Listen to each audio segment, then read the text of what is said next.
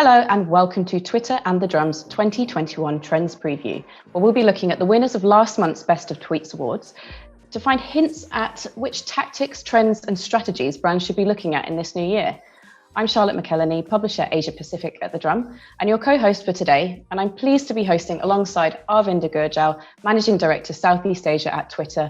Hey Arvinder, welcome. Hey Charlotte, glad to be here. Last year was incredibly challenging for people and brands and businesses. So it's amazing to see some of these winners because they've used creativity against such a difficult context. But before we bring on the guests, I understand you were quite heavily involved in Best of Tweets across the region. So I'd love to just pick your brains. What were some of the key takeaways for you? Something that I realized as the year went along, and something that connects all these brands that actually won the award on Twitter, is the fact that they did four things well. One, they listened. In a year where everything has gone south, if your ear is not to the ground and you're not listening to your users, you're going to miss out to the nuggets of gold that they're actually telling you. Two, they led with purpose. I think this was the year for you to show your heart and not your mind to your brands, to your customers. Three, in a year full of variability, the brands who were most agile did the best. So agility was very, very important. And finally, in a year where we only had negative news, brands that actually brought a smile to your face and brought positivity to your lives were the ones that resonated with their users. And that comes into how you actually pivoted towards launch. Because I remember early in 2021, most brands were afraid of launching new products and services and new brands. There was just too much uncertainty, right? And I saw brands like Pringles, AIS in Thailand, McDonald's in Malaysia, some of these winners of the Best of Tweets. They did some incredible stuff. Not only were they brave and bold about how they went about launching themselves, I think they tapped into the conversations and they owned their own voice. But all of this was done with the foundational knowledge of insights and listening to the users. So I think that was important on how we rolled in 2020. Absolutely. And I love the point about bravery. I want to know, actually, in your opinion, what makes a Best of Tweets contender or even a winner? First of all, you have to listen and connect with the audience. It's very easy for brands to shout at their users and say, look at me, look at me. But I think it's important for brands to sometimes acknowledge that there are audiences who are talking about a certain topic. And when you lean into what the audiences connect with organically, your brand soars above the rest. And I think brands that connected with the audience in this year of 2020 did the best work of the year in 2020. And Twitter became a natural home to what's connecting, to what's happening in the world around you.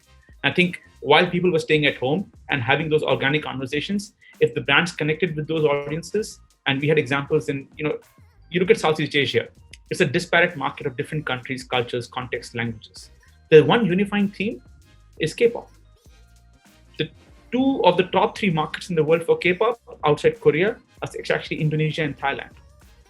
So we had K-Bank in Thailand and Netflix in Indonesia using Blackpink as a connect moment. So Netflix launched a documentary on Blackpink called Light Up the Sky. K-Bank launched a co-branded debit card in Thailand, and they used Blackpink on Twitter, which is massive. And K-pop conversations are gargantuan, and they use it successfully. I love that. And I'm a big K-pop fan myself. I've been dancing to a lot of BTS over the holidays. So some really interesting point there. And I can't wait to hear from the brands. So should we get them on? Sure, absolutely. So let's do it. First is Hoi Yen Pan, Regional Content Community Lead from Shopee, who won the category Most Tweeted About Brand in Southeast Asia, Indonesia, and Malaysia. So multiple award winner. Hey, Hoi Yen. First of all, congratulations. But what we'd like to know is what you learned from being the most tweeted about brand in 2020, and what do you think will be the big trends for brands this year? At Shopee, we see three trends that have shaped and will continue to power the growth of e-commerce in 2021 and beyond. So brands need to be more social, bring the human touch to online shopping. That's the first point. With e-commerce increasingly becoming a platform for people to connect and enjoy shared experiences, online shopping will evolve to be more than a transactional experience as shoppers demand greater engagement both on and off the platform. And that's something that we see a lot. Second point is that personalization is critical. So a highly personalized experience is crucial to make online shopping more efficient, enjoyable, and definitely unique for consumers. while helping brands and sellers drive increased traffic and growth. So finally, it's going back to the basics of ensuring the best customer experience. As brands and retailers adapt to the new normal, they must deliver a seamless customer journey across all touch points, from social media to in-app. So I think all these 3 points kind of summarizes what we think are the big trends for brands this year. Thanks, Huyan. And what advice can you give other brands that want to be the most tweeted about in Southeast Asia? Oh, this is a very interesting question. So firstly, I think have a stronger user-centric and localized approach is really important. So having a very deep understanding of why your audiences come to Twitter, what they like to engage with, how do they engage, knowing your audience well and really be proactive about testing different types of content to see what really sticks with them.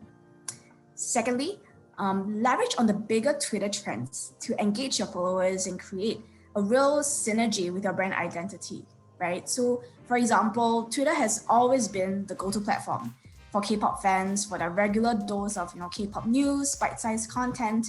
So for Shopee, our image is really vibrant and it pairs very well with K-pop. So we've been building up a strong reputation as the go-to content and merchandise platform for K-pop fans as well. Thanks so much again to Huyan Pan from Shopee.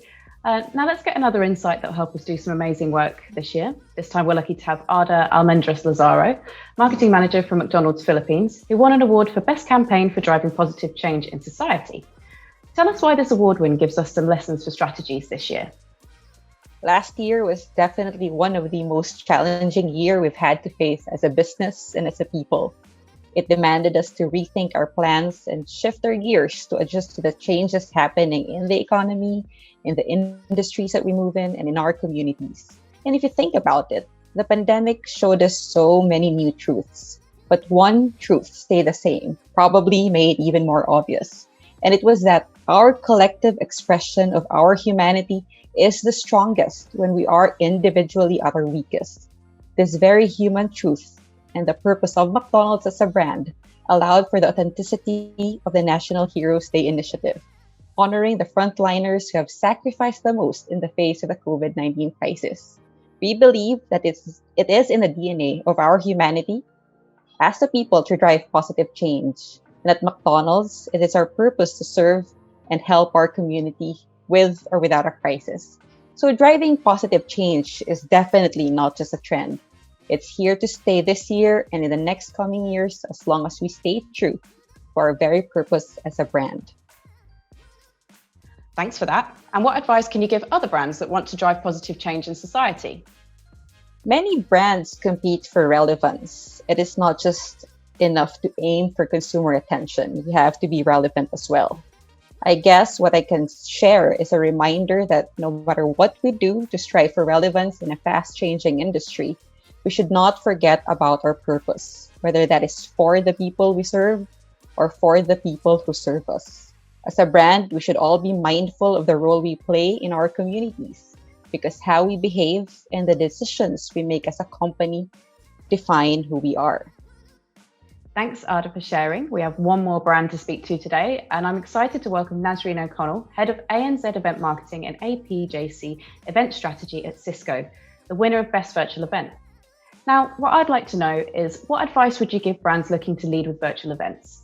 Virtual events is a different and unique channel. There is an audience out there that you may not have connected with before in your in-person events. For whatever reason, it is important to invest in understanding who is watching and tuning in and why they've joined. Focus on keeping them connected, keep them watching, so the content really is key. And we always need to be current and so mindful of the now. What is the current situation of your viewing audience? What is their workplace environment? What are their working hours? The current news topics? What do people want to know today based on all of these factors? So being flexible, giving people choice of opinions and options on timing, session duration, the interactivity, options of which platform they want to watch from. Every situation is really different. Thank you very much for that. And my final question is, do you think the trend for virtual events is here to stay? Well, they never really went away, but it's to the scale to which you may have accommodated that virtual audience. It really is part of the overall marketing mix. It's another channel, whether it's in-person events, hybrid events, or virtual events. Virtual events really do bring value. The reach is significant, whether it's local, regional, or global. A virtual event is delivered to the attendee in their own environment. So it may be an audience that you've never really spoken to before or addressed for whatever reason, travel, budget, location, etc. Virtual events have always been here, but 2020 really brought that opportunity to further innovate and invest in the platform. We had to raise our game and take it to another level, and the broadcast platform and production really did become key. Thank you so much again. It's been great hearing from top brands about all these trends for next year. And Arvinder, I'd love to hear what you think. Do these match up to some of the big topics and trends for Twitter this year? Absolutely, Charlotte. I mean, one of the things that you have realized in the year 2020, which is coming in 2021, is the year of uncertainty is not over, right? The 2021 will be a crucial year and a defining year for how we respond in a year where the vaccine rollout is going to happen. We won't completely be in a post-pandemic year, but a year in which we are going to be starting living in that hybrid moment of pandemic and a post-pandemic scenario. So in a world full of unknowns, connecting to what's happening will be the only option, right? And Twitter gives you that incredible platform for brands and marketers to stay connected in a relevant way to the audiences. Absolutely. And this has certainly given me some inspiration for this year. I don't know about you, but I can't wait to get started. So thanks so much to you, Arvinder, for sharing your knowledge about what brands can do and how people have excelled in Best of Tweets. Thanks to our brands, of course, that have shared their insights today. To find out more about this, visit thedrum.com or follow Twitter Marketing Singapore on Twitter.